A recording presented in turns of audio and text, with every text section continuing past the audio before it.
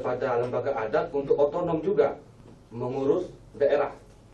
Maka kadang-kadang kapasitas tokoh adat, lembaga adat ini nimbrung, dan nimbrung artinya nempel saja dalam sistem demokrasi otonomi daerah kita. Contoh dalam hal berpolitik, berdemokrasi, kekuasaan, pemilihan kepala daerah, legislatif dan sebagainya, itu tokoh adat sering sekali terjebak di dalam perpolitikan itu.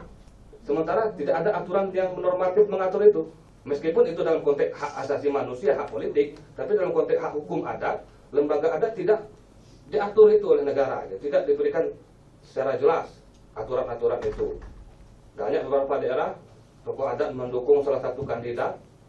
Nah, ini misalnya contoh kecil, dan itu ini merusak. Seharusnya lembaga adat itu mengayomi masyarakat juga sebagai sistem hukum negara kita. Di tengah masyarakat ikut menenteramkan, mendamaikan, menghindari adanya konflik-konflik interest atau kepentingan politik, tidak memihak dalam politik apapun. Dan itu menurut saya kapasitas yang tepat bagi kelompok adat dalam hal perubahan sosial, terutama dalam hal berdemokrasi.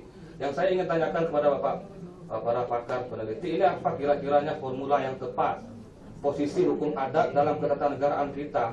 Karena hukum adat ini bagaikan padi, ya, dia tumbuh saja, tidak diatur dia juga tumbuh, lahir. Dan saya ingin ada sebuah referensi ilmiah saya untuk memposisikan hukum adat dalam konteks ketatanegaraan kita dan kehidupan berdemokrasi, supaya tidak terjebak ke dalam tidak terjebak ikut merusak sebuah sistem. Adat tidak lagi dipandang sebagai solusi untuk menghadang konflik-konflik sosial. Konflik-konflik sosial ini tidak tepat diberikan untuk penyelesaiannya kepada kepolisian.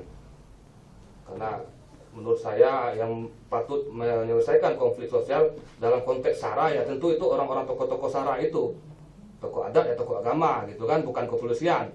Nah, itu lain lagi, kecuali kalau tindak kriminal, itu baru.